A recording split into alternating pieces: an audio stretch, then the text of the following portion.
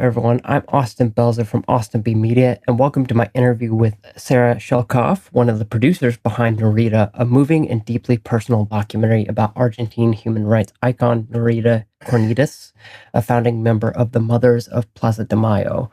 Through archival footage and intimate interviews, Norita traces her lifelong pursuit of justice for her son and for the thousands who disappeared under Argentina's military dictatorship. It's a film about love, grief, and the power of speaking truth to power. Sarah, it's a privilege to have you here. Thank you so much. It's wonderful to be here with you, Austin. First things first, obviously you've spent a lot of your career advocating for social justice and human rights. What drew you personally to Norita's story, and how did you know this was a film you wanted to help bring into this world? So I knew Norita for Nora Cortiñas, the protagonist, for nearly 3 decades. I originally had an internship with her organization when I was in college at the University of, I was doing a study abroad program at the University of Buenos Aires and Flaxo, which is a social science university for master's students generally, and had the opportunity to have an internship with the Madres de la Plaza de Mayo,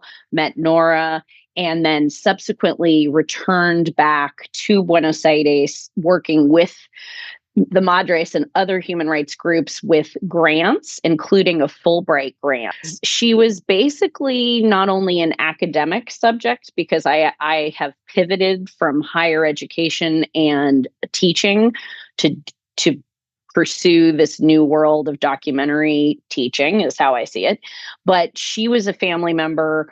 Her organization was deeply important to me. Many of the Madres were dear people to me. Sadly, many of them have passed because it's been nearly 50 years since the dictatorship and the disappearances. But that's how I got involved, because she let me know that this was happening and I wanted to help in any way I could. Little by little, poco a poco, I became the lead producer. It was funny. I was actually going to ask about that entire transition specifically because, obviously that's I don't want to say a differing thing, obviously you're embedded with those people all the time. So you said something that was really interesting. You said documentary teaching, I believe was the quote you used. And something I picked up on, I just finished watching it, by the way, Norita. I finished watching it about 15, 20 minutes ago. Saved by the Bell. Yeah, Saved by the Bell. Yeah. And that's something I picked up on, actually, was it's a different kind of documentary. It's doing what I notice a lot, I watch a lot of documentaries, and what I notice a lot in the first 5 or so minutes is what I call trailerizing the documentary, where the first 5 minutes is basically a trailer. Exactly. But you don't tries do to that. draw you in. Yeah, it tries to draw you in, but you don't do that in this film, and I found that fascinating. Kind of going not off topic, but onto that topic. I would love to hear about that.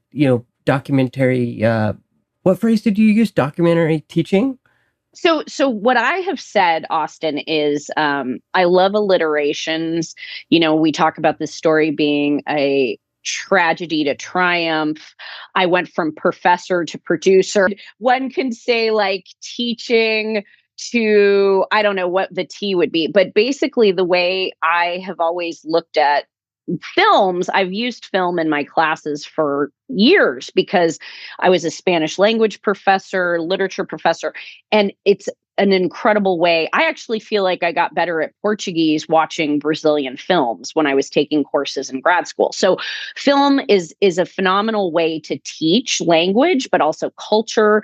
And what I found, I've been involved now with several documentaries, and post-COVID, we're going to say this, kids' attention span is less.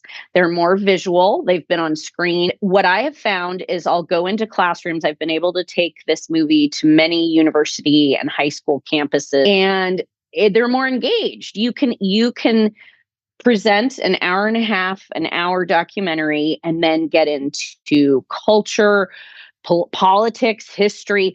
And it's just, I find it, I really do feel like I'm continuing my teaching, even though I'm no longer in the classroom. Yeah, and that actually keys me on another two things I wanted to talk about, because you do two other very different things. I haven't seen a documentary before. Obviously, animation's been used Yes. in a lot of documentaries. I think the most notable of which recently was the Belushi documentary that Showtime put out a few years ago. Oh, I haven't seen that. Okay. Oh, it's good. It's good. And then this is more common, but a lot of the participants are speaking in their own language.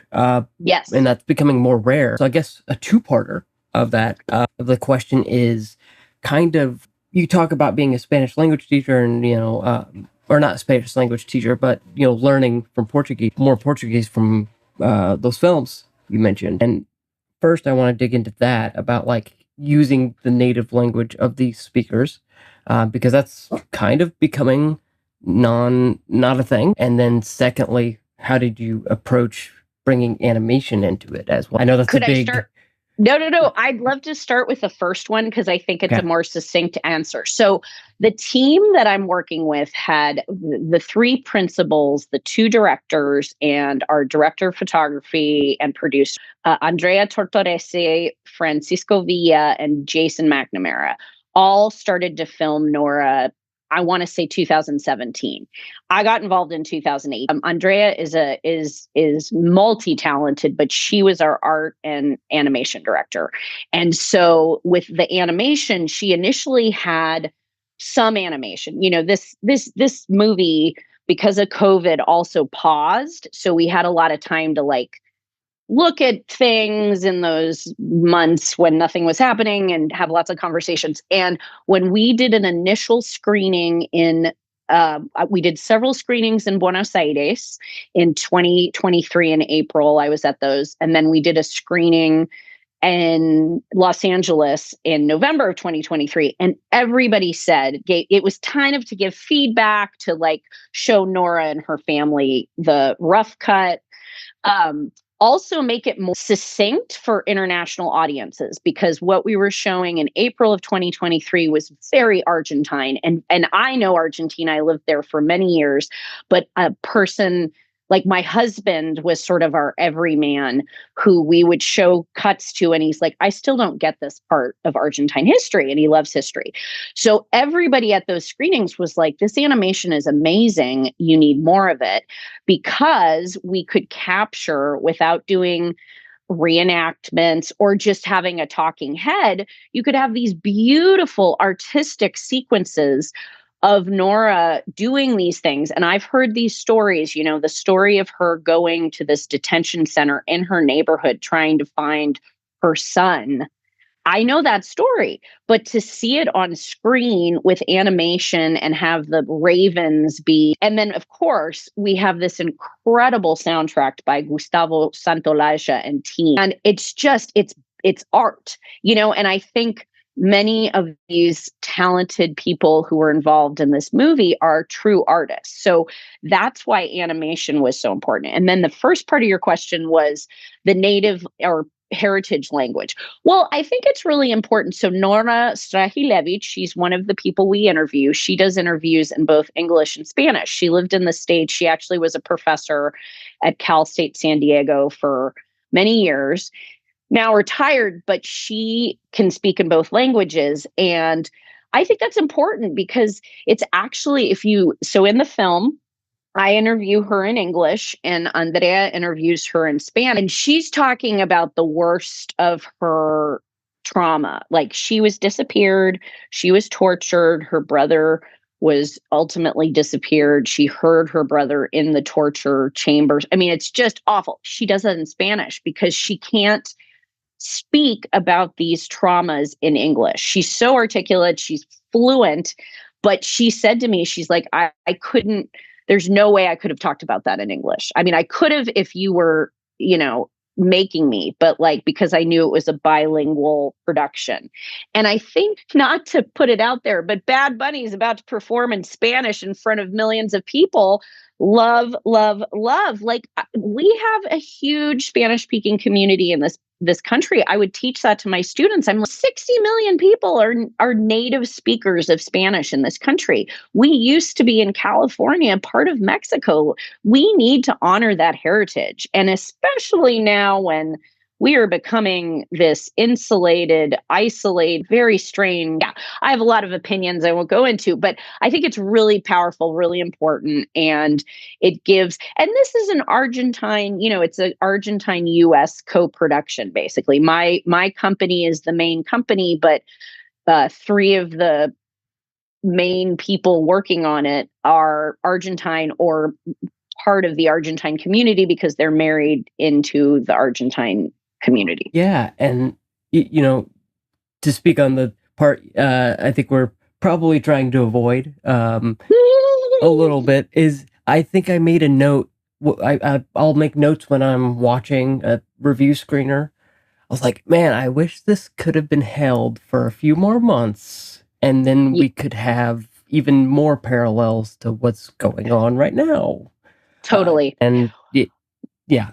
Anyways, we make in all of those conversations I have with students and viewers and friends and family, of course I make the connection because there's no way not to. But when we premiered in June of last year, we had no idea this would be so pertinent. And right. I really feel like that's one of my main pushes with this movie. It couldn't be more topical. And I was just at the University of Alabama, deep red state. I could make inferences to what is happening all over the country, in our country, United States, and the students got it. Like one professor had to make this one connection between rights and pro choice, and he did the hard work for some of these students, but like they got it immediately. It's not as if you're watching the nightly news and there's this one particular scene of the people being, ripped off the streets. This woman is in high-heeled boots, looks very chic, and she's being dragged. And I'm like, that could be somebody in downtown LA. I mean, it's very visceral. It's very visceral to watch this movie. And what I have also noticed, Austin, is since the beginning of the year, for obvious reasons, I've showed this at festivals and screenings and all these things, and people are sobbing because they are so deeply traumatized by what's happening in our country right now. Yeah, I bet. Yeah, so that was a little note I made during the process, and kind of getting back to more talking about the body of everything. Another note I made is there's this kind of, I don't want to call it, for lack of a better phrase, tug of war between the two objectives this documentary is trying to achieve. So you've got I'm going to speak in technical terms, but A plot is this is very much a film about Norita herself and her personal 100%. Journey. Yes. And then you've got B plot, which is, or however you want to call it, which is telling the history of Argentina from the 1980s till right about 2023, I believe. Yes, 2023, actually 1960s until 2023. Yeah. Yeah. And exactly. I would love to hear how you approach those two things, how you approach those two things when, you're trying to balance that, those two things against one another, because I could see essentially a lot of this being like the film is called Norita, so you could I could see a version of this documentary where you just go, this is all about Norita and everything else is just superfluous, to use a 10-cent word. But yeah, I'd just love to hear about that balancing act. So the thing is about Argentine history, I think Argentina, I've lived there, as I said, multiple years, and I feel like my soul is Argentine. So I will speak as a ally of Argentina. The personal is political in that country. So there is no way, even though Nora herself says she was completely apolitical before this tragedy of her son's disappearance happened to her in 1970. You don't live in that country without it being political, right? It is political because it was a colonial, backwater by the Spanish. The United States has agendas on it. Like, so internationally, it's been this place where immigrants have come. They have a large Jewish population. They also had the Nazis fleeing after World War II. Politics and history is very central to that country. And if you talk to an average Argentine, they're going to tell you about, like, oh, my family immigrated from this country, or they are indigenous, or like history is part of that country. So automatically, just telling an Argentine story, you can't negate the history. You can't just focus on this woman because her life is historical. Obviously, she's a major figure, but like, even as an average citizen, she's going to have it's a very interesting cultural phenomena. I feel like they are also more vocal, they're more active, like history of protest. Nora Strahilevich alludes to that. Like, there's generations of street marches. I don't know if you knew this, but in 2022, when they won the World Cup, the entire, like, a tenth of the population of the country went to the streets to celebrate. Like, that is the Argentine personality. So regardless, you had to tell that story. And yes, Nora is a window into this tragedy. She herself is a remarkable human being, like an incredible inspiration, role model. But I think, Ana Cariaga, who's kind of the B plot, she is this woman who was disappeared. Her mother was a madre de la Plaza de Mayo, who then was also disappeared. Like, she functions as Nora's adopted child because Gustavo, her child, was disappeared and never returned. So there are multiple stories going on, but I think that's why you have to have this balance with this movie. Yeah, and bringing up Gustavo, not the composer, but Her Gustavo, son. her son, that is kind of the end to that history. Is like, here is the intersection. I think I made a note of about 25 minutes, and it is when it gains a real sense of focus, where I'm Yes. like, okay, it clicks. And, 25 minutes in, that's interesting. I think it clicks a little bit earlier, but I know what you're saying, because we toyed with having so much backstory about the Argentine dictatorship, decades of, these ricochets between dictatorship, democracy. Mm-hmm. It was getting really bogged down. And again, I used my husband as an example. He has been to Argentina with me. He's like, nope, don't get it. And so Jason McNamara specifically would be like, William's sort of my husband's William.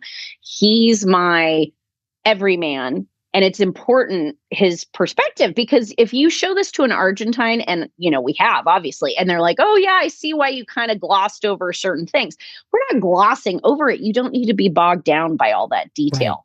Right. But yeah, I mean, I think her story is so intimately intertwined with her country's history. And so you have to have both. Yeah.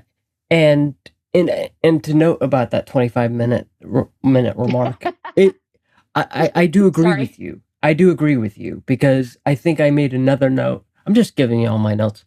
I think it's great. It is that I think a lot of documentaries, because this is a very different kind of documentary to anyone who hasn't watched it. It does front load you with that information. It's like, here's the context you need to know. Yes. And now that we've done that, let's move on and go forth in the timeline. Right. And get more intimate with Nora and talk really to these. And if you notice, no interviewed people are men. It's all women. I didn't notice that. Yeah. It's an intentional decision by the production team, which I thought was great. Yeah. And, talking about the production team really quick, you talked about it being international production. You had Argentine and American. And Australia. Jason is actually in Australia. Jason. Yeah. So Tell me a bit about that because I mean, obviously that's happened before in documentarian um, landscape, but like with films like Collective and so many others, I could honestly list about 50. But but I would love to get your insight on that. Like how did that collaborative process work? Well, and I have to thank COVID for it, honestly, because this sort of no, really, because No, I I get it. COVID was great for me. I say that a lot. I could be on meetings with everybody in all these different places, and we could talk, very frankly about what was sent to us by editors. So we had 5 principals, and one of whom is, I haven't mentioned her, Melissa Daniels, who's located in LA. I live in San Francisco. As I mentioned, Andrea and Francisco live in Argentina, and Jason was between Argentina, Europe, and then ultimately in Australia. And then the sort of post-production house has been located in LA. The pre-production sound, Gustavo's team, there are 4 composers, 2 of them in Argentina, 2 of them in LA. It's been super collaborative across borders, which is amazing, right? Like that alone is so exciting in today's landscape, right? When we're all becoming isolationist. I'm so proud of that. And I think what we really needed, I mean, this is an Argentine story, but since I am a person who's lived in Argentina but based in the United States, I knew we had to make it more international. And if we wanted to have, because that's what I've spent my life doing, not only teaching, but I've brought the Madres and Nora specifically many times to the States to give testimony at universities, schools, organizations. And you need to have working on cannot the same way that an Argentine director like Andrea Tortorese. Jason is married to an Argentine, lived in Argentina for years, so has kind of my same background. And Melissa is Latinx. So like we were very intentional about the team. And most of them had been there forever. It wasn't a difficult, it's not like we're like, oh my God, we need, a woman of color or whatever. It was a autóctono. It was, oh, what is that word in English? It means it was organic. Thank you. It was organic to the project. And Andrea worked with the madre. This is actually, can I tell you the craziest story also? One of my Go favorite ahead. things as an educator was taking students abroad. And I did it multiple times in one of my schools that I taught at. And we went to Argentina. I organized with somebody who does this, an incredible trip to Argentina, Brazil, and Uruguay. And one of the things we did was visit the Madre's office with all of these students. And the person who opened the door for me and my students was Andrea Tortorese, the co-director, because she was working at Las Madres at that point. So I had already met her when we went to go chat with Nora. So I feel like there are all these connections already. I don't think I'm answering your question, but I think it's it's a beautiful anecdote. Yeah, I mean, either way, that answers my question. Okay. But before we go, because I know you've got a busy day of interviewing and probably giving the same answer 50 different times, 50 different ways. No. Conversation has been different. It's actually really wonderful. Okay, good. Obviously, got to ask the typical question. Obviously, we talked about Norita's story being uniquely Argentine. Yeah. What do you hope audiences outside of Argentina take away from her film life and activism? So when I say that, it's also universal, right? Right. It's this very beautiful synergy to me. We honor Argentina, we honor her story, but she could be, let's be honest, Palestine. She could be in Nazi Germany. She could be a family member watching their loved one be dragged away by ICE. Like this could be anywhere right now. Authoritarianism, sadly, is on the rise, as we know. And to me, this movie gives you, I said it to the students at Cal State LA on Monday. I said, this is like actually a manual of activism, right? You need a collective, you need a community. You can't bury the beast alone. You need a lot of people to like fight the fight. And she had that. That's another reason why I think it's really beautiful that we have this international collective that have pushed this movie forward, because that is the Madres. She says that in the movie. She's like, me going back to the Plaza in this circle with my community of madres gave me strength. Like, she didn't do this alone. So you have to build your community. You have to be savvy. You have to protect yourself. You cannot throw your body in front of a tank and expect to change the world. I mean, you can, and wow, you're such a martyr. But if you want like longevity with any fight, this is the oldest human rights organization in Latin America. It will be 49 years next year, 49 years. And they still go to the Plaza every Thursday at 3:30 p.m. You can go to Buenos Aires, rain, shine. Oh, there's never snow. Well, there was snow once. I was with Nora. It snowed in Buenos Aires. It was an amazing moment. Anyways, they're still there. And it may not be all of the Madres because many of them have passed, but it's their children, it's their supporters, it's their grandchildren. This movement has remained active and engaged and fought for other rights for 49 years. That is incredible. That is incredible. And they started out as non-political mother who were asking questions about where are our children. So it's an amazing, to me, it also gives, there's a line, actually, I say the word, I'm very proud of that in the interview. I say firefly.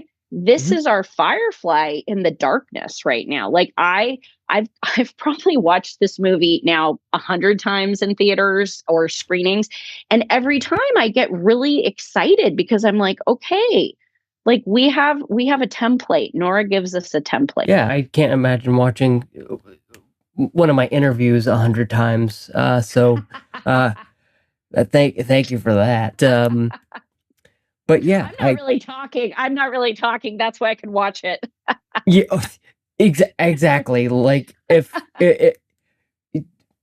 when somebody gave me the advice of like stop doing my podcast solo, and that's been the best thing because I'm like, oh, I'm not talking all the time. Great. Yeah. Community. You're creating community.